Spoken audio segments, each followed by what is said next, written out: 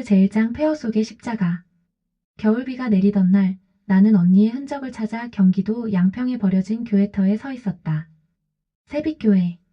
검게 그을린 간판이 반쯤 떨어진 채 매달려 있었다.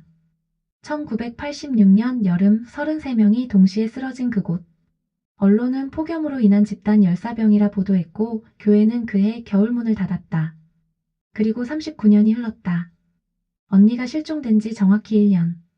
경찰은 수사를 종결했지만 나는 멈출 수 없었다. 탐사보도 기자로서의 직업병일까? 아니면 가족을 잃은 자의 집착일까? 언니의 흔적은 기이하게도 이 낡은 교회로 이어져 있었다. 언니의 노트북 검색 기록, 도서관 대출 목록, 마지막으로 찍힌 CCTV까지. 모든 단서가 세빛교회라는 이름으로 수렴했다. 무너진 예배당 문을 밀고 들어갔다. 천장은 반쯤 내려앉았고 의자들은 썩어 문드러져 있었다. 제단 위 십자가만이 기묘하게 온전한 형태를 유지하고 있었다. 아니, 온전하다기보다는 누군가 최근에 닦아놓은 것처럼 깨끗했다. 십자가 아래 무언가 묻혀 있었다. 맨손으로 흙을 파헤쳤다. 차가운 흙 속에서 비닐에 쌓인 카세트 테이프가 나왔다. 떨리는 손으로 포장을 뜯었다. 테이프에는 까맣게 번진 글씨로 1986.7, 13이라고 적혀 있었다. 사건 당일이었다. 차에 올라타 먼지 쌓인 카세트 플레이어를 찾았다. 재생 버튼을 눌렀다. 처음엔 잡음 뿐이었다. 그러다 찬송가 소리가 들렸다. 맑은 아이들 목소리와 어른들의 화음. 평화로운 예배 풍경이었다. 그런데 10분쯤 지났을까 찬송이 갑자기 멈췄다. 그리고 낯선 주파수음이 들렸다. 귀를 찌르는 듯한 고음. 그 다음은 침묵이었다. 아니, 완전한 침묵은 아니었다. 숨소리들이 들렸다. 33명의 고른 숨소리. 마치 모두가 동시에 깊은 잠에 빠진 것처럼. 그때 한 남자의 목소리가 또렷하게 들렸다. 기록을 시작합니다. 1986년 7월 13일 오후 3시 17분. 피험자 33명 전원 1단계 진입 확인. 아동 12명 별도 관찰 중. 이제 그들에게 새로운 기억을 심겠습니다. 나는 숨을 멈췄다. 이건 집단 열사병이 아니었다. 계획된 무언가였다. 그리고 그 목소리의 주인은 이도현입니다. 실험은 성공적입니다. 하나님의 뜻대로 그들은 모든 걸 잊을 겁니다. 죄도, 고통도, 그날의 진실도. 테이프가 끝났다. 나는 떨리는 손으로 언니의 출생증명서를 꺼냈다. 1986년 3월 15일생. 그해 여름이면 생후 4개월. 언니는 그날 그 교회에 있었다. 12명의 아이 중 한 명이었다. 빗소리가 거세졌다. 폐허가 된 교회당을 나서려는데 입구에 누군가 서 있었다. 검은 우산을 든 노인이었다. 깊게 패인 주름 사이로 날카로운 눈빛이 나를 관찰했다. 한서윤 기자님이시죠? 기다렸습니다. 그가 우산을 기울였다. 비에 젖은 하얀 머리카락 사이로 목에 건 십자가가 보였다. 전 이도현입니다. 39년 전 그날이 목사였죠. 당신이 찾는 분에 대해 할 말이 있습니다. 심장이 멈추는 듯했다. 이도현. 테이프 속 그 목소리의 주인이 내 앞에 서 있었다. 당신 언니. 한서진 씨를 알고 있습니다. 아니, 정확히는 기억하고 있다고 해야겠군요. 12명 중 유일하게 깨어난 아이였으니까요. 비는 더욱 거세게 내렸다. 무너진 십자가 위로 빗물이 흘러내렸다. 39년 전 그날처럼 모든 것을 씻어내리려는 듯이. 그러나 진실은 결코 씻겨 내려가지 않는다. 묻힐 수는 있어도 잊혀질 수는 있어도 언젠가는 다시 떠오른다. 썩은 나무 바닥을 뚫고 올라오는 새싹처럼. 나는 그를 따라 걸었다. 언니의 진실을 향해, 그리고 39년 전 그 여름날의 비밀을 향해. 제2장 되살아난 목소리. 이도현의 차는 낡은 그레이스였다. 놀랍게도 차 안은 깔끔했고 대시보드에는 작은 십자가가 매달려 있었다. 우리는 한참을 말없이 달렸다. 창밖으로 겨울 들판이 스쳐 지나갔다. 그가 먼저 입을 열었다. 서진 씨를 마지막으로 본 건 작년 11월이었습니다. 여기서 멀지 않은 곳이죠. 나는 핸드폰을 꺼내 녹음 버튼을 눌렀다. 그가 백미러로 나를 흘끗 봤지만 제지하지는 않았다. 11월 23일. 정확히 기억합니다. 그날도 비가 왔어요.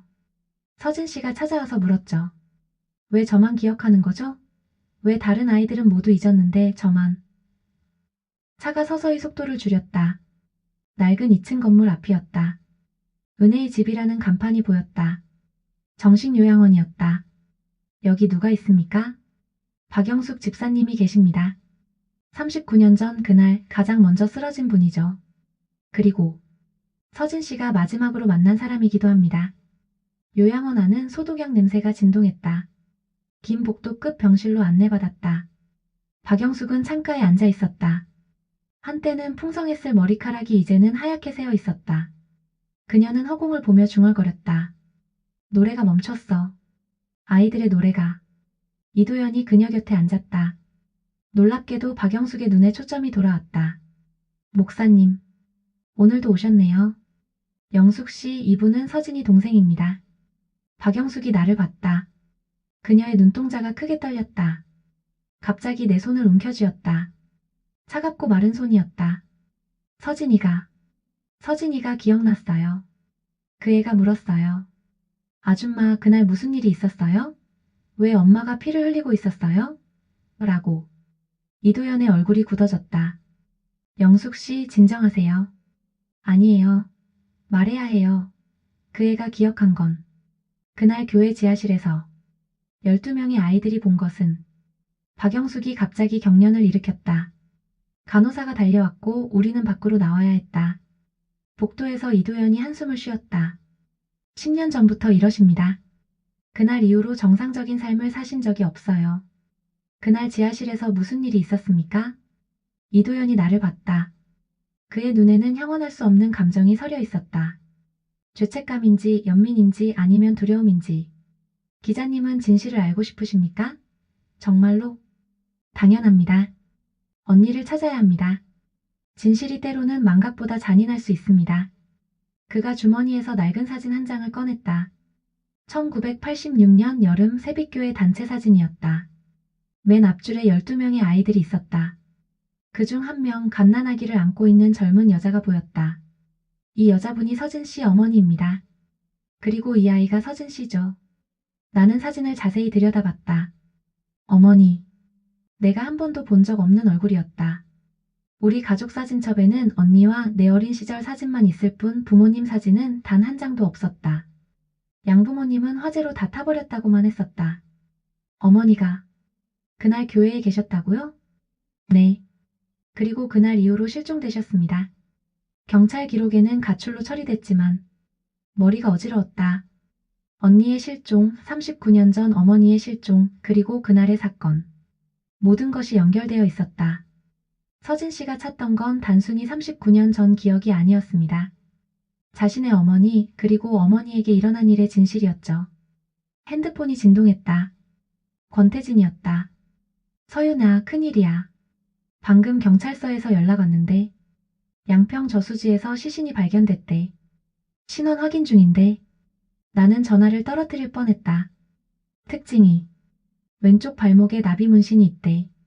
언니였다. 언니가 늘 자랑하던 그 나비 문신. 이도연이 내 어깨를 잡았다. 지금 가야 합니다. 하지만 그 전에 꼭 보여드릴 게 있습니다. 서진 씨가 남긴 겁니다. 그는 차 트렁크에서 검은 가방을 꺼냈다. 안에는 수십 개의 카세트 테이프가 있었다. 각각에는 날짜가 적혀 있었다. 1986년 7월 13일부터 2024년 11월 22일까지. 서진 씨는 진실을 찾았습니다. 그리고 모든 걸 여기 담았죠. 하지만 그가 말을 멈췄다. 하지만 그 진실을 아는 순간 당신도 서진 씨와 같은 선택을 해야 할 겁니다. 기억과 함께 살 것인가 아니면. 빗소리가 다시 거세졌다. 은혜의 집 창문 너머로 박영숙이 보였다. 그녀는 여전히 허공을 보며 무언가를 중얼거리고 있었다. 아이들이 돌아온다. 12명 모두. 기억을 가지고 돌아온다. 제3장 믿음의 증명. 저수지는 경찰 통제선으로 둘러싸여 있었다. 권태진이 먼저 도착해 있었다. 그의 얼굴에는 평소의 냉소적인 미소가 없었다. 서윤아. 정말 미안하다.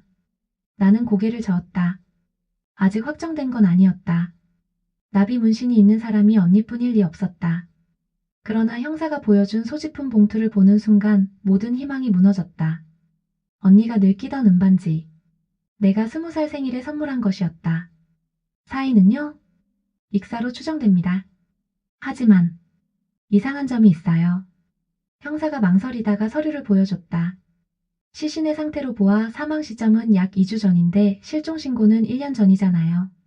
그동안 어디 있다가? 나는 이도연이 준 가방을 꼭 쥐었다. 언니의 마지막 11개월. 그 답이 이 테이프들 안에 있을 것이다. 영안실에서 나온 후 권태진과 함께 언니의 원룸으로 향했다. 경찰실이 떨어진 문을 열고 들어갔다. 1년 전 그대로였다. 책상 위에 커피잔, 침대 위에 펼쳐진 책, 창가에 시든 화분. 여기서부터 시작하자. 권태진이 노트북을 열었다. 언니의 검색 기록을 다시 살펴봤다. 세빛교회, 1986년 집단 실신, 이도연 목사, 그리고 기억이식 실험. 기억이식? 1980년대 미국에서 실제로 연구됐던 분야야. 최면과 약물을 이용해서 거짓 기억을 심는 실험. 주로 CIA가 관심을 가졌다던데. 카세트 플레이어를 꺼내 언니가 남긴 테이프를 재생했다. 2024년 1월 15일자 테이프였다. 언니의 목소리가 흘러나왔다. 오늘 박영숙 씨를 다시 만났다. 그녀가 말했다. 1986년 그날 교회 지하실에서 살인이 있었다고. 12명의 아이들이 그 장면을 목격했고 이도연이 그들의 기억을 지웠다고. 하지만 나는 왜 기억하는 걸까? 아니, 정확히는 왜 작년부터 갑자기 기억나기 시작한 걸까? 테이프가 잠시 멈췄다가 다시 이어졌다. 생존자들을 찾기 시작했다. 놀랍게도 11명 모두 살아있었다. 더 놀라운 건 그들 모두가 정상적인 삶을 살고 있다는 것. 의사, 교수, 사업가. 마치 누군가 의도적으로 그들을 성공시킨 것처럼. 권태진이 노트북 화면을 돌렸다. 찾았어. 1986년 당시 12명 아이들 명단. 서윤아, 이거 봐. 화면에는 놀라운 사실이 있었다. 11명 모두 현재 상위 1% 사회적 지위를 가지고 있었다. 대기업 임원, 유명 의사, 검사, 국회의원, 보좌관. 이건 우연이 아니야. 동의해. 누군가 의도적으로 이들을 지원했거나 아니면 이들이 어떤 비밀을 공유하고 있거나. 다음 테이프를 재생했다. 2024년 6월 3일. 김민수 가명 박사를 만났다. 그도 그날의 아이 중 한 명. 놀랍게도 그는 현재 뇌과학연구소에서 기억 조작 연구를 하고 있었다. 그가 말했다. 우리는 모두 선택받은 아이들이었어. 이도연 목사님이 우리를 구원한 거야. 끔찍한 기억으로부터. 언니의 목소리가 떨렸다. 하지만 구원받은 대가는 무엇일까? 왜 우리 어머니는 사라진 걸까? 그리고 왜 나만 기억이 돌아온 걸까? 갑자기 현관문이 열렸다. 심장이 멈추는 줄 알았다. 들어온 사람은 중년 여성이었다. 단정한 정장 차림에 날카로운 눈빛. 한서윤 기자님이시죠? 전 최은경입니다. 국회의원 김도균 보좌관이고요. 그리고 그녀가 잠시 멈췄다. 1986년 7월 13일 세빛교회에 있던 12명 중 한 명입니다. 권태진과 나는 서로를 봤다. 어떻게 저희가 여기 있는 줄. 서진 씨가 말했어요. 자신에게 무슨 일이 생기면 동생이 진실을 찾을 거라고. 그래서 기다렸습니다. 최은경이 가방에서 봉투를 꺼냈다. 이건 서진 씨가 저에게 맡긴 겁니다. 당신에게 전하라고요.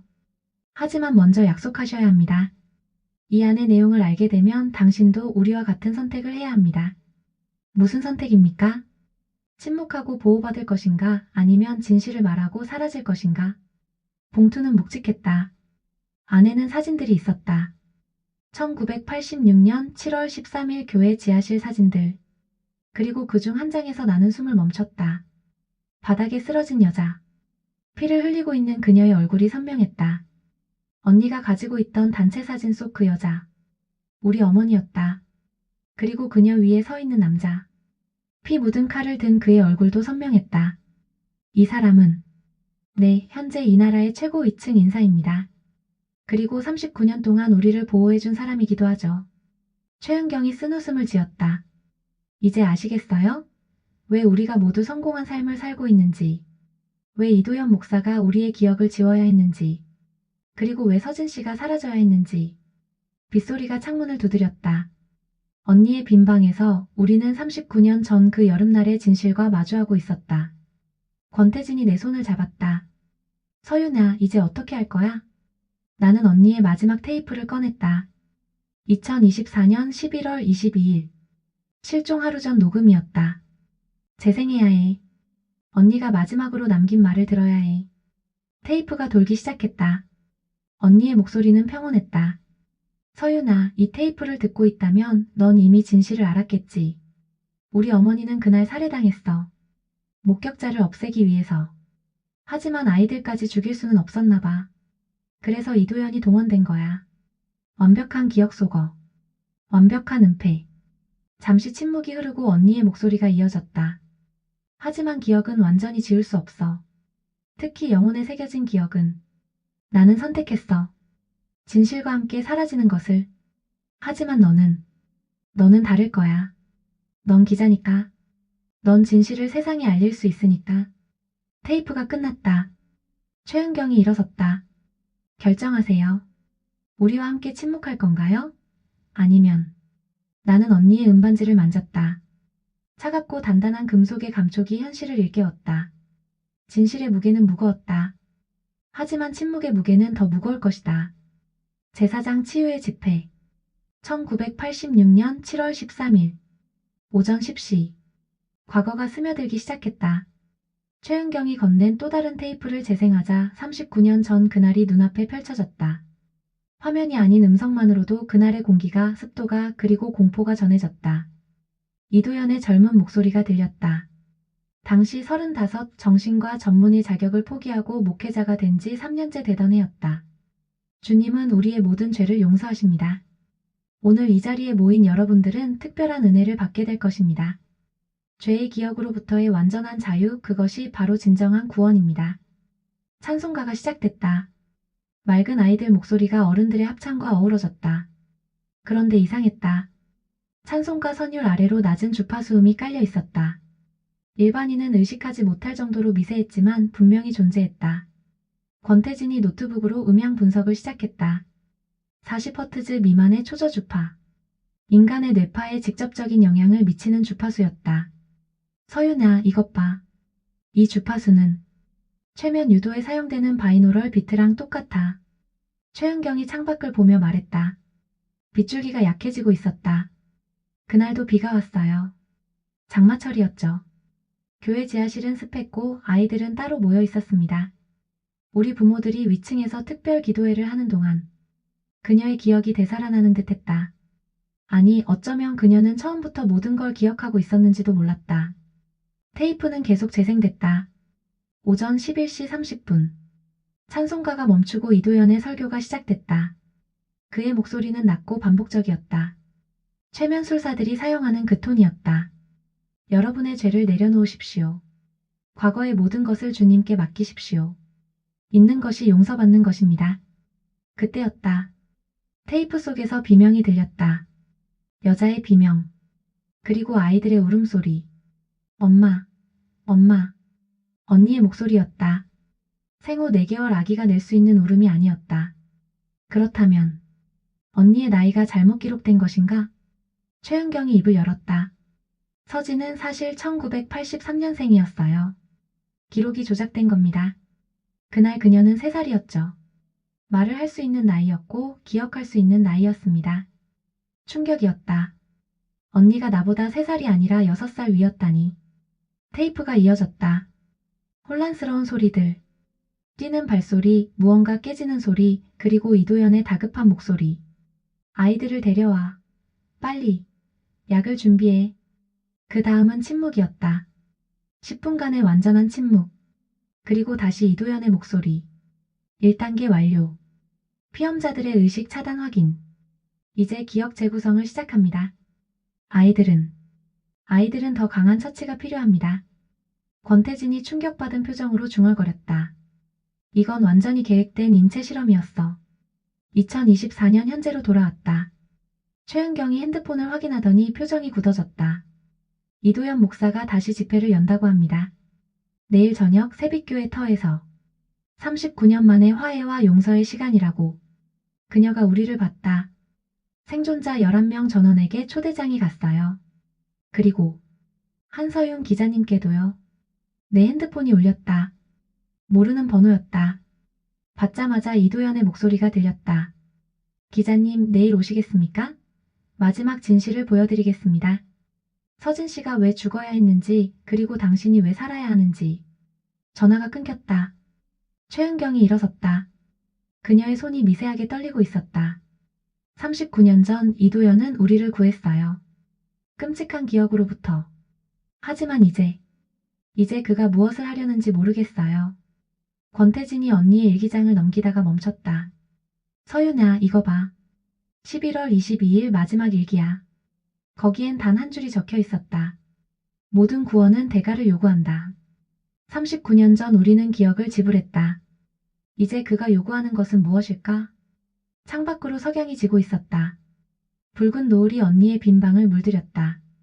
내일 저녁 그 폐허가 된 교회에서 무슨 일이 일어날 것인가?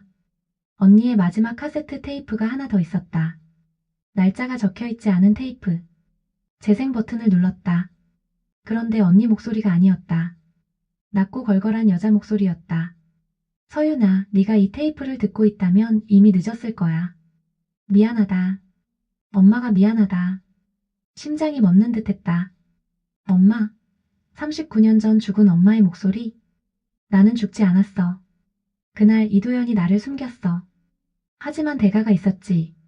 내 딸들을 포기하는 것. 서진이는 진실을 알았고 이제 내 차례야. 내일 교회에 오지 마. 제발. 테이프가 끝났다. 권태진과 최은경이 나를 봤다. 그들의 눈에는 같은 질문이 담겨 있었다. 그렇다면 언니는 어머니를 만났단 말인가? 그리고 그 후에 죽음을 선택한 것인가? 최은경이 봉투 하나를 더 꺼냈다. 이것도 서진이 남긴 거예요. 내일 집회에 가기로 결정하면 열어보라고. 봉투 겉면에는 언니의 글씨로 이렇게 적혀 있었다. 기억은 저주일 수도 축복일 수도 있다. 하지만 진실은 오직 하나다. 빗방울이 다시 창문을 두드리기 시작했다. 내일의 집회를 알리는 전조처럼. 이도연은 무엇을 준비하고 있는가? 생존자들은 왜 모이는가? 그리고 죽은 줄 알았던 어머니는 정말 살아있는가? 모든 답은 내일 밤 그 폐허가 된 성소에서 밝혀질 것이다.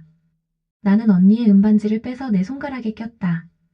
차가운 금속이 체온에 서서히 녹아들었다. 언니가 느꼈을 그 마지막 순간의 온도처럼. 제오장 잊혀진 아이들. 새벽 4시. 잠을 이룰 수 없었다. 언니가 남긴 봉투를 열었다. 안에는 11명의 프로필이 정리되어 있었다. 1986년 그날의 아이들. 현재의 그들. 첫 번째.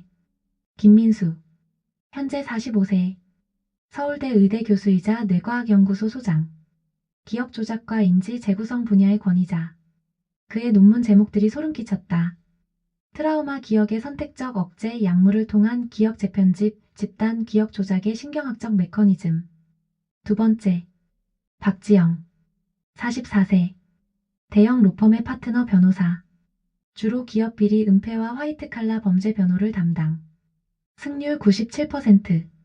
세 번째. 이준호. 43세. 국정원 심리전단 팀장. 공식 기록은 거의 없었다. 명단을 읽어 내려갈수록 패턴이 명확해졌다. 모두가 기억과 은폐에 관련된 분야에서 일하고 있었다. 의사, 변호사, 정신과 전문의, 언론인, 심지어 최면치료사까지. 권태진이 새벽부터 조사한 자료를 보내왔다. 놀라운 사실이 드러났다. 이들은 모두 같은 재단의 장학금을 받았다. 세빛복지재단. 이사장은 익명이었지만 설립 시기가 1987년. 사건 직후였다. 오전 10시. 김민수를 만나러 그의 연구소로 향했다. 그는 거부하지 않았다. 오히려 기다렸다는 듯 맞아주었다. 그의 연구실은 온통 내 스캔 이미지로 가득했다. 그중 한 벽면에는 특별한 사진들이 있었다. 아이들의 뇌 스캔. 날짜를 보니 1986년 7월 14일. 사건 다음 날이었다. 김민수가 조용히 설명했다. 그의 목소리엔 감정이 없었다. 과학자의 냉정함인지 아니면 오래된 마비인지 알 수 없었다. 해마의 특정 부분이 손상되어 있었다. 정확히는 손상이 아니라 차단되어 있었다. 약물과 전기 자극을 통한 인위적 차단. 그래서 우리는 그날을 기억하지 못했다. 아니, 기억은 있었지만 접근할 수 없었다. 그가 서랍에서 약병을 꺼냈다. 작은 흰색 알약들. 이것이 39년 동안 우리를 보호해준 약이라고 했다.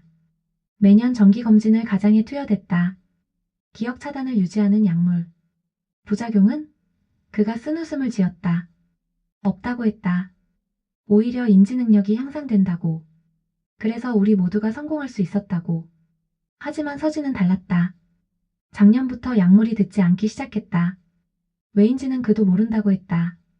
어쩌면 너무 어렸을 때 너무 강한 충격을 받아서. 어쩌면 유전적 특이성 때문에. 오후 2시. 박지영 변호사의 사무실. 그녀는 더 직접적이었다. 서진이 찾아왔을 때를 기억한다고 했다. 법적 조언을 구했다고. 39년 전 살인사건의 공소시효, 은폐 공모제 아동학대. 하지만 모든 것이 시효였다. 법적으로는. 그녀가 금고에서 서류철을 꺼냈다. 1986년 사건 직후 작성된 비밀 계약서였다. 11명의 부모들이 서명한. 내용은 충격적이었다.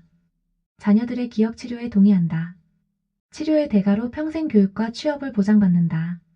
이 사실을 발설할 경우 모든 지원이 중단되며 자녀들의 안전을 보장할 수 없다. 그리고 마지막 페이지. 보증인 서명란에 있는 이름. 현재 이 나라 최고 권력자 중 한 명. 그가 바로 그날의 살인자였다. 오후 5시. 마지막 방문지는 정신요양원이었다. 하지만 박영숙이 아니라 다른 사람을 만나러 왔다. 강미래. 46세. 12명 중 가장 나이가 많았던 아이. 그녀는 10년 전부터 이곳에 자발적으로 입원해 있었다. 기억이 돌아오기 시작했을 때부터. 그녀의 방은 온통 그림으로 가득했다. 같은 장면을 반복해서 그린 그림들. 교회 지하실. 비. 칼. 그리고 12명의 아이들이 손을 잡고 둥글게 선 모습. 강미래가 새로운 그림을 그리고 있었다. 이번엔 달랐다. 성인이 된 11명이 다시 모여있는 그림. 그리고 가운데 빈자리. 12번째 자리. 그녀가 처음으로 나를 봤다. 그녀의 눈은 맑았다. 광기가 아니라 너무나 선명한 진실로 가득한 눈. 그녀가 크레용을 내려놓고 한 장의 그림을 내밀었다. 날짜가 적혀 있었다. 2024년 11월 23일. 언니가 실종된 날. 그림 속에는 언니가 있었다. 그리고 또 한 명. 얼굴을 알아볼 수 없지만 분명 여자였다. 두 사람은 물가에 서 있었다. 저수지였다. 강미래가 다시 그림을 그리기 시작했다. 이번엔 내일의 날짜를 적었다. 폐허가 된 교회. 11명이 모여 있다. 그리고 제단 위에 누군가 누워 있다. 나는 그녀에게 물었다. 이것이 예언인지 기억인지 아니면 계획인지. 그녀는 대답 대신 마지막 그림을 그렸다. 12개의 촛불. 하나씩 꺼지고 있는 촛불들. 그리고 마지막 하나만 남았을 때 그 불꽃이 거대해져 모든 것을 태우는 그림. 저녁 7시. 연구소, 법률사무소, 요양원을 나온 나는 어느새 세빛교회 터 앞에 서 있었다. 놀랍게도 공사가 진행 중이었다. 무너진 잔해들이 치워지고 텐트가 설치되고 있었다. 내일의 집회를 위한 준비였다. 이도현이 거기 있었다. 그는 나를 보고도 놀라지 않았다. 그가 말했다. 모든 준비가 끝났다고. 39년 만에 완성이라고. 그리고 덧붙였다. 서진은 용감했지만 어리석었다고.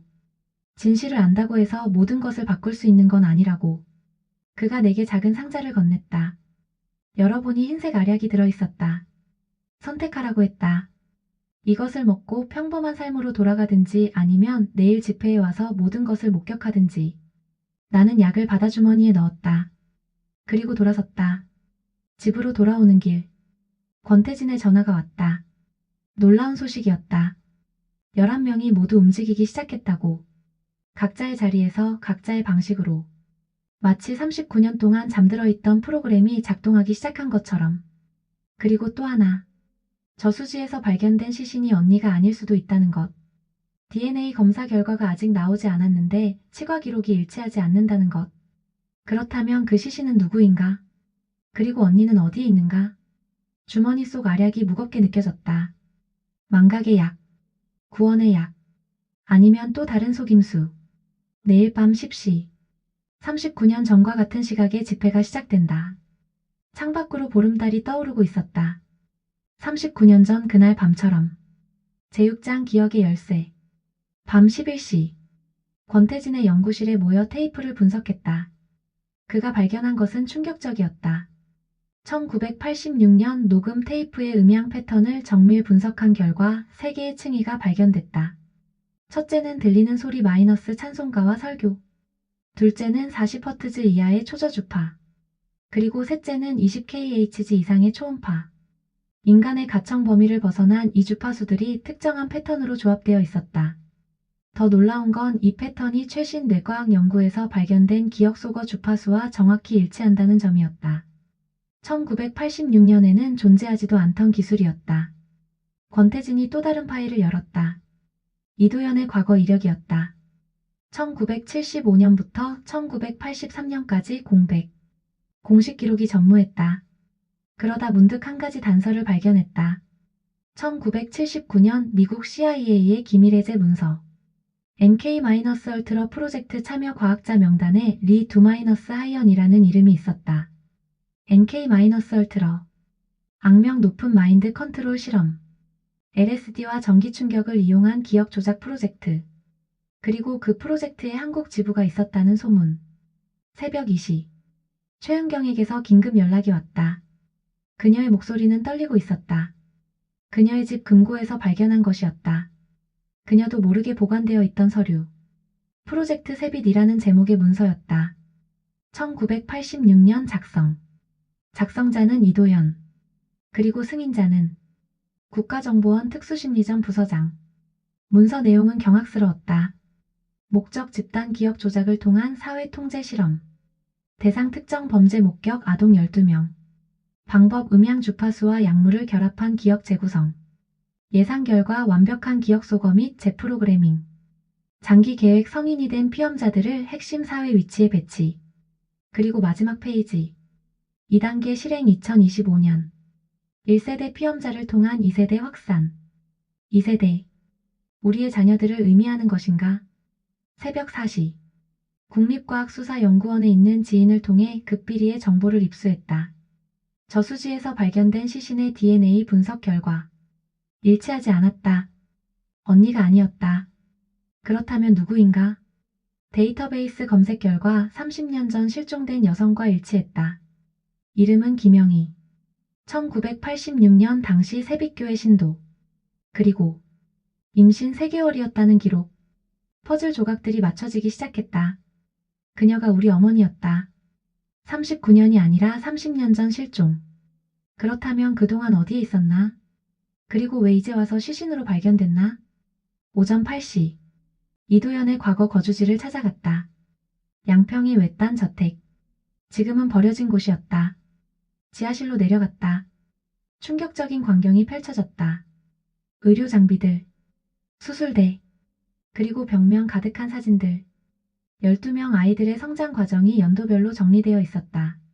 마치 실험 관찰 일지처럼. 그 중에서도 언니의 사진이 유독 많았다. 그리고 사진 아래 메모들. 강한 저항성, 약물 내성 발달, 자발적 기억 회복 징후. 서랍장을 뒤지다가 발견한 것은 또 다른 카세트 테이프. 2024년 11월 20일. 언니 실종 사흘 전 녹음. 이도현의 목소리였다. 실험은 실패했다. 서진이 모든 것을 기억해냈다. 하지만 이것은 또 다른 기회다. 완벽한 기억 소거가 아니라 선택적 기억 조작. 서진을 통해 새로운 가능성을 봤다. 테이프가 이어졌다. 내일 서진을 어머니와 만나게 할 것이다. 30년 만에 재회. 그리고 그녀는 선택해야 한다. 어머니와 함께 사라지든지 아니면 새로운 실험에 참여하든지. 어머니가 살아있었다. 30년 동안 어딘가에 갇혀 있었다. 그리고 언니는 그녀를 만났다. 오후 3시. 김민수 교수를 다시 찾아갔다. 이번엔 그가 먼저 진실을 털어놓았다. 그들은 모두 알고 있었다고. 기억이 완전히 지워진 게 아니라는 것을. 단지 접근이 차단된 것뿐이라는 것을. 그리고 언젠가는 풀릴 거라는 것을. 그래서 준비했다고. 각자의 방식으로. 누군가는 기억을 연구했고, 누군가는 법을 공부했고, 누군가는 권력을 쌓았다. 그가 연구실 깊숙한 곳으로 안내했다. 거기엔 특수 제작된 장비가 있었다. 뇌파 조작 장치. 그가 20년에 걸쳐 개발한 것이었다. 이것으로 기억을 되살릴 수도 다시 지울 수도 있다고 했다. 그리고 내일 집회에서 이도현이 사용할 장비가 바로 이것과 같은 원리라고. 하지만 다르다고. 이도현의 목적은 기억 속어가 아니라고. 오히려 반대라고. 모든 기억을 한꺼번에 폭발시키는 것이라고. 왜? 그가 쓴 웃음을 지었다. 복수요. 39년 전 자신을 이용한 자들에 대한 복수. 우리를 실험 대상으로 만든 국가에 대한 복수. 그리고 그가 말을 멈췄다가 이었다. 자기 자신에 대한 복수. 저녁 6시. 폐교의 터에 도착했다. 이미 준비가 거의 끝나 있었다. 대형 텐트가 설치되고 의자들이 원형으로 배치되어 있었다. 정확히 39년 전과 같은 구조였다. 재단에는 거대한 스피커들이 설치되어 있었다. 그리고 중앙에는 침대 하나. 의료용 침대였다. 이도현이 나타났다. 그는 평온해 보였다. 아니, 체념한 사람의 평온함이었다. 그가 말했다. 내일 모든 것이 끝난다고. 39년의 실험이 완성된다고. 그리고 마지막으로 한 가지를 보여주고 싶다고 했다. 교회 뒤편 컨테이너로 안내했다. 문을 열자 한 여인이 있었다. 나이든 여성. 그러나 눈빛은 살아있었다. 그녀가 나를 보자 눈물을 흘렸다. 서윤아. 어머니였다. 30년 만에 만난 어머니. 아니, 처음 만난 어머니. 그녀가 떨리는 손으로 내 얼굴을 만졌다. 진짜였다. 환상이 아니었다. 서진이는 어디 있니? 그 순간 깨달았다. 언니는 살아있다. 어딘가에 숨어 있거나 아니면 갇혀 있다. 그리고 내일 그 집회에서 모든 것이 밝혀질 것이다. 이도현이 말했다. 내일 오후 10시. 모든 기억이 돌아올 것입니다. 11명 모두에게. 그리고 그들은 선택해야 합니다. 진실과 함께 살 것인지 아니면. 그는 말을 끝맺지 않았다. 나는 어머니의 손을 잡았다. 차갑지만 따뜻한 손이었다. 30년의 시간이 그 손에 새겨져 있었다. 내일 모든 것이 끝난다. 아니면 새로 시작된다. 제7장 망각의 의식. 2025년 10월 14일 오후 9시 30분. 폐교의 터에 하나둘 사람들이 모이기 시작했다. 11명의 생존자들. 각자 다른 길을 걸어왔지만 오늘 밤 다시 한자리에 모였다. 김민수는 작은 기계를 들고 왔다. 뇌파 측정기였다. 박지영은 녹음기를 준비했다. 법적 증거를 남기려는 듯했다. 강미래가 가장 먼저 텐트 안으로 들어갔다. 그녀는 두려워하지 않았다. 오히려 기다려온 듯했다. 그녀가 원형으로 배치된 의자 중 하나에 앉자 다른 이들도 하나씩 자리를 잡았다. 12개의 의자. 하나는 비어 있었다. 언니의 자리였다. 9시 50분. 이도현이 재단 앞에 섰다. 그는 39년 전과 똑같은 검은 가운을 입고 있었다. 손에는 낡은 성경책 하나. 그러나 그것은 성경이 아니었다. 펼쳐진 페이지에는 복잡한 공식과 다이어그램이 그려져 있었다. 그가 스피커 시스템을 작동시켰다. 낮은 진동음이 공간을 채우기 시작했다. 40Hz. 뇌파와 공명하는 주파수. 10시 정각. 의식이 시작됐다. 이도현의 목소리가 울려 퍼졌다. 그러나 그것은 설교가 아니었다. 차라리 최면 유도에 가까웠다. 반복적이고 리드미컬한 톤. 기억하십시오. 1986년 7월 13일을 기억하십시오. 스피커에서 흘러나오는 주파수가 변했다. 초저 주파와 초음파가 교차하며 복잡한 패턴을 만들어냈다. 김민수의 측정기가 미친 듯이 반응했다. 11명 모두의 뇌파가 동기화되고 있었다. 그때였다. 텐트 뒤편에서 누군가 걸어 나왔다. 언니였다. 그러나 언니의 모습은 충격적이었다. 머리는 삭발되어 있었고 이마와 관자놀이에는 정극이 부착되어 있었다. 그녀는 천천히 중앙의 의료용 침대로 걸어가 누웠다. 이도현이 언니 곁에 섰다. 서진은 자원했습니다. 마지막 실험에 참여하기로. 그녀는 유일하게 스스로 기억을 되찾은 사람입니다.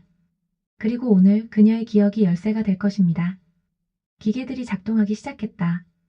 언니의 뇌파가 거대한 스크린에 투영됐다. 그리고 놀랍게도 그 패턴이 스피커를 통해 소리로 변환되어 흘러나왔다. 갑자기 11명이 동시에 경련을 일으켰다. 그들의 눈이 뒤집히고 몸이 뻣뻣해졌다. 그리고 기억이 폭발했다. 스크린에 영상이 나타났다. 아니, 그것은 영상이 아니었다. 언니의 기억이 그대로 투사되고 있었다. 1986년 7월 13일. 3살배기 서진의 시선으로 본 그날. 교회 지하실. 어른들의 다툼. 한 남자가 칼을 들었다. 여자가 비명을 질렀다. 피가 튀었다. 아이들이 울부짖었다. 그러나 그것은 시작에 불과했다. 진짜 충격은 그 다음이었다. 살인자는 한 명이 아니었다. 그 자리에 있던 어른들 모두가 공범이었다. 우리들의 부모들이. 그들은 한 여자를 제물로 바쳤다. 문자 그대로 종교적 제의였다. 그들이 믿었던 것은 신이 아니라 권력이었고 그 권력을 위해 한 사람을 희생시켰다. 그 여자가 우리 어머니였다. 하지만 어머니는 죽지 않았다. 이도연이 그녀를 구했다. 아니, 정확히는 실험 대상으로 살려두었다. 30년간의 기억 실험. 그녀는 첫 번째 피험자였다. 11명이 비명을 질렀다. 39년 만에 되찾은 기억의 무게에 짓눌려. 그들은 이제 알았다. 자신들의 부모가 살인자였다는 것을. 그리고 자신들의 성공이 그 피 위에 세워졌다는 것을. 이도연이 다시 말했다. 이제 진실을 알았습니다. 당신들의 부모는 권력을 위해 살인을 했고 나는 그것을 은폐했습니다. 대가는 당신들의 기억이었죠. 하지만 이제는 선택할 시간입니다. 그가 리모컨을 들었다. 이 버튼을 누르면 모든 것이 공개됩니다. 39년 전의 영상, 녹음, 문서들. 언론사, 검찰, 국제기구에 동시 전송됩니다. 당신들의 부모는 감옥에 가고 당신들이 쌓아온 모든 것이 무너질 것입니다. 그는 잠시 멈췄다. 아니면 다시 잊을 수 있습니다. 더 강력한 약물, 더 완벽한 속어. 이번에는 영원히. 침묵이 흘렀다. 11명은 서로를 바라봤다. 그들의 눈에는 공포와 분노 그리고 체념이 뒤섞여 있었다. 최은경이 먼저 입을 열었다. 우리가 진짜 선택해야 하는 건 그게 아니지 않습니까? 이도연이 그녀를 봤다. 39년 전 우리는 피해자였습니다. 하지만 이제 우리도 공범입니다. 알면서도 침묵했으니까요. 김민수가 고개를 들었다. 하지만 우리에게도 가족이 있습니다. 자녀들이 있습니다. 그들은 무죄합니다. 무죄? 강미래가 웃었다. 광기 어린 웃음이었다. 우리가 그랬듯이 그들도 언젠가는 알게 될 거예요. 유전되는 건 DNA만이 아니라 죄의식도 마찬가지니까요. 그때 언니가 일어났다. 정극이 아직 붙어있는 채로. 그녀의 목소리는 차분했다. 이미 시작됐습니다. 모두가 그녀를 봤다. 제가 자원한 이유는 단순합니다. 이 실험을 끝내기 위해서. 39년의 악순환을 끊기 위해서. 언니가 주머니에서 무언가를 꺼냈다. 작은 USB였다. 이 안에 모든 것이 있습니다. 39년 전의 진실, 30년간의 실험 기록, 그리고 우리 모두의 증언. 이미 자동 전송 예약이 되어 있습니다. 오전 6시. 취소하려면 우리 12명 모두의 지문이 필요합니다. 이도연의 얼굴이 창백해졌다. 서진. 당신이. 목사님이 가르쳐 주셨잖아요. 진실은 우리를 자유케 한다고. 비록 그 자유가 파멸일지라도. 그녀가 나를 봤다. 언니의 눈에는 이상하게도 평온함이 있었다. 서윤아, 미안하다. 하지만 이게 유일한 방법이었어. 그때 밖에서 사이렌 소리가 들렸다. 경찰이었다. 아니, 그보다 더 많은 차량들이었다. 박지영이 핸드폰을 확인하고는 놀란 표정을 지었다. 방금 주요 언론사에 속보가 떴습니다. 1986년 세빛교회 집단 실신 사건의 진실. 기사가 이미 나갔어요. 언니가 쓰러졌다. 과도한 뇌파 자극의 후유증이었다. 나는 그녀를 안았다. 따뜻했다. 살아있었다. 이도연이 무릎을 꿇었다. 39년의 무게가 그를 짓누르는 듯했다. 끝났군요. 드디어. 끝났습니다. 11명의 생존자들은 각자 다른 선택을 했다. 누군가는 자수를 결심했고, 누군가는 도망을 선택했고, 누군가는 그 자리에서 약을 삼켰다. 텐트 밖으로 나왔을 때 어머니가 기다리고 있었다. 30년 만의 자유. 그녀의 얼굴에는 눈물 자국이 있었지만 미소를 짓고 있었다. 새벽이 밝아오고 있었다. 39년의 어둠이 끝나고 새로운 날이 시작되고 있었다. 진실은 때로 구원이 아니라 심판이다. 하지만 그것이야말로 진정한 구원의 시작인지도 모른다. 제8장 선택된 기억. 2025년 10월 15일 오전 6시. 예정된 시각이 되자 전국의 주요 언론사 서버에 파일이 전송됐다. 39년의 침묵이 깨지는 순간이었다. 뉴스 속보가 터지고 포털 사이트가 마비되고 국민들이 충격에 빠졌다. 세빛교회 사건 국가 차원 마인드 컨트롤 실험이었다. 고위층 자녀 12명 39년간 기억 조작당해. 살인과 은폐 그리고 인체 실험의 진실. 검찰청 앞은 이미 기자들로 가득했다. 특별수사본부가 설치됐다. 첫 소환 대상자는 현직 대법관, 국회의원, 재벌 총수. 39년 전 그날의 부모들이었다. 병원 중환자실. 언니는 아직 의식을 회복하지 못했다. 과도한 뇌파 자극으로 인한 혼수 상태. 의사들은 회복 가능성을 50%로 봤다. 어머니는 언니 곁을 떠나지 않았다. 30년을 기다린 사람의 끈기였다. 나는 언니가 남긴 마지막 일기장을 읽었다. 거기엔 그녀의 선택 과정이 자세히 기록되어 있었다. 2024년 11월 20일. 어머니를 만난 날. 어머니는 30년 동안 지하시설에 갇혀 있었다. 이도연의 실험실이자 감옥. 그녀는 완벽한 기억을 가지고 있었다. 약물도 최면도 그녀에게는 통하지 않았다. 그래서 더 귀중한 실험체였다. 언니는 어머니로부터 완전한 진실을 들었다. 1986년 그날 부모들은 단순한 종교 집회를 가장한 권력 거래를 하고 있었다. 그들은 자녀들을 엘리트로 키우는 대가로 비밀 결사에 가입했다. 그리고 그 의식의 일부로 인간 재물이 필요했다. 어머니가 선택된 이유는 단순했다. 그녀는 외부인이었고 연고가 없었고 사라져도 찾는 사람이 없었다. 하지만 계획은 틀어졌다. 아이들이 목격했고 이도연이 개입했다. 그는 어머니를 구하는 대신 더 큰 실험을 시작했다. 국가 권력과 결탁한 대규모 마인드 컨트롤 프로젝트.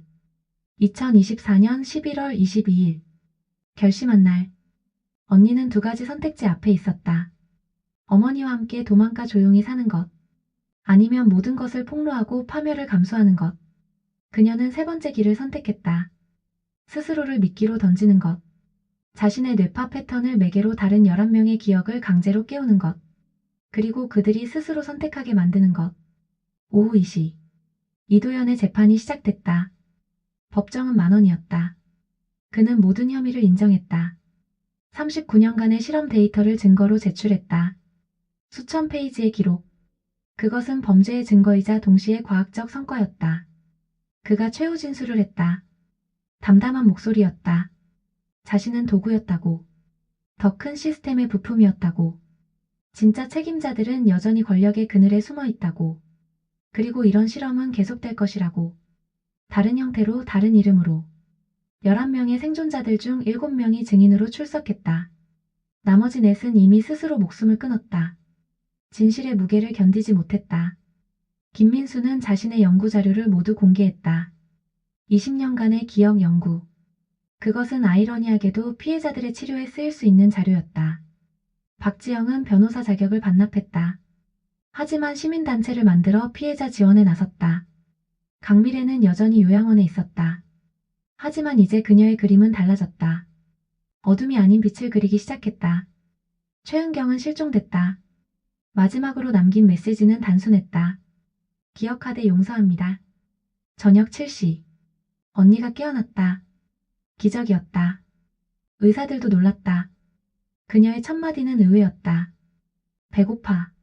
웃음이 터졌다. 어머니가 울면서 웃었다. 30년 만에 진짜 가족. 비록 불완전하고 상처투성이지만 언니는 기억을 잃지 않았다. 모든 것을 기억했다. 하지만 이상하게도 평온해 보였다. 그녀가 내 손을 잡았다. 따뜻했다. 서윤아, 이제 네가 결정할 차례야. 무슨 말인지 물었다. 이 이야기를 어떻게 끝낼 것인가? 기자로서, 동생으로서, 그리고 한 인간으로서. 일주일 후, 나는 컴퓨터 앞에 앉아 있었다. 수백 페이지의 취재 자료와 증언들. 이것을 어떻게 정리할 것인가? 진실은 밝혀졌다. 범죄자들은 처벌받고 있다. 피해자들은 치료받고 있다. 하지만 상처는 남았다. 39년의 시간은 돌아오지 않는다. 언니가 옆에 앉았다. 퇴원 후 처음으로 밖에 나온 날이었다. 있잖아, 서윤아. 기억이라는 게 참 이상해. 지우려고 하면 더 선명해지고 붙잡으려 하면 흐릿해져. 그래서 나는 선택했어. 기억하되 거기 갇히지 않기로. 과거를 딛고 앞으로 나아가기로. 창밖으로 세빛교의 터가 보였다. 철거가 시작되고 있었다. 곧 그곳엔 공원이 들어선다고 했다. 기억과 화해의 공원. 어머니가 차를 가지고 왔다. 세 사람이 함께 떠나는 첫 여행이었다. 어디로 갈지는 정하지 않았다. 그저 앞으로 가기로 했다. 라디오에서 뉴스가 흘러나왔다. 검찰 세빛교회 사건 관련자 추가 기소. 국가 차원 진상조사위원회 구성. 피해자 특별법 국회 통과. 언니가 라디오를 껐다. 오늘은 뉴스 없는 날로 하자. 차는 고속도로로 진입했다. 뒤로는 어둠이, 앞으로는 새벽이 펼쳐졌다. 기억은 선택할 수 없다. 하지만 기억과 함께 살아가는 방법은 선택할 수 있다. 잊는 것이 아니라 받아들이는 것. 도망가는 것이 아니라 마주하는 것. 그것이 언니가 목숨을 걸고 우리에게 남긴 메시지였다. 6개월 후. 망각의 교회 세빛교회 마인드 컨트롤 사건의 전말이라는 제목의 책이 출간됐다. 저자는 한서윤. 초판은 일주일 만에 매진됐다. 하지만 중요한 것은 판매량이 아니었다. 진실이 기록되었다는 것. 다시는 잊혀지지 않을 것이라는 것. 언니는 심리 상담사가 되기 위해 공부를 시작했다. 어머니는 작은 꽃집을 열었다. 세빛교회 터에는 약속대로 공원이 조성됐다. 중앙에는 작은 비석이 세워졌다. 기억하는 자만이 미래를 만들 수 있다. -1986-2025 세빛교회 사건 피해자 일동. 가끔 그곳을 찾는 사람들이 있다. 11명의 생존자들. 그들은 말없이 비석 앞에 서서 잠시 묵념한다. 그리고 각자의 삶으로 돌아간다. 기억과 망각 사이에서 그들은 각자의 방식으로 살아간다. 그것이 인간이 선택할 수 있는 유일한 구원인지도 모른다.